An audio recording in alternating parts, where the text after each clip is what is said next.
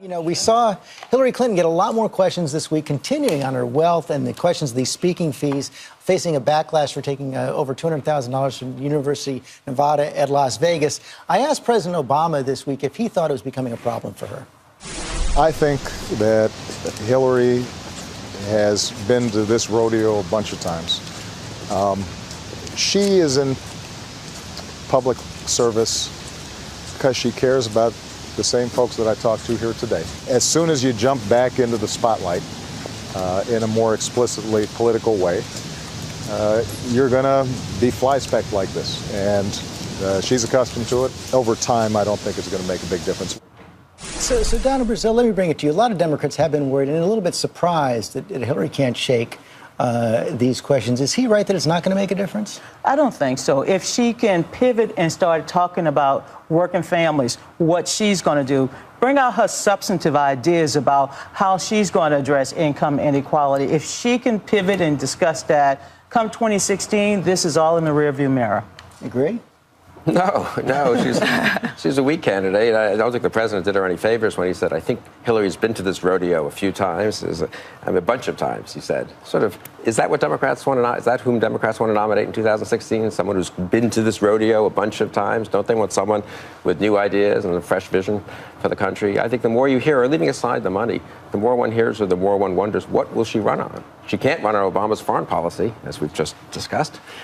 So what is she going to run on? What are her achievements? One of the things the president said, Katrina, is that he believes the Democrats are now unified around a more populist economic agenda. Is that what you're hearing from Hillary? You know, I think there is more unity, but there's still the Elizabeth Warren wing of the party talks about how our system is rigged.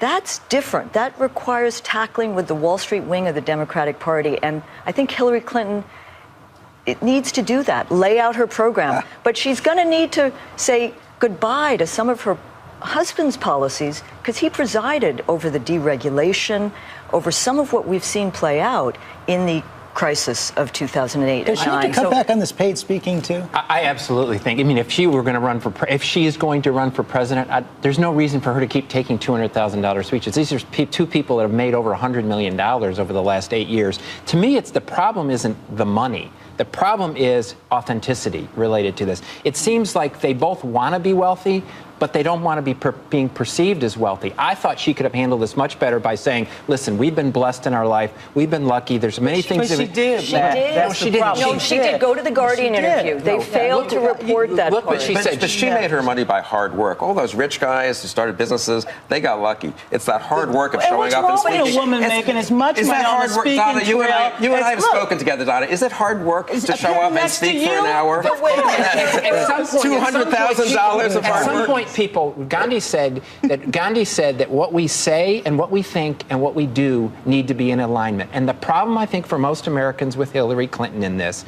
is that what she says, what she thinks, and what she does, she might fight for the working poor. She might do that. But when you're in the, not just the 1%, you're in the top 1%, top half of 1% of this, and then you act like it's somehow wrong that you are.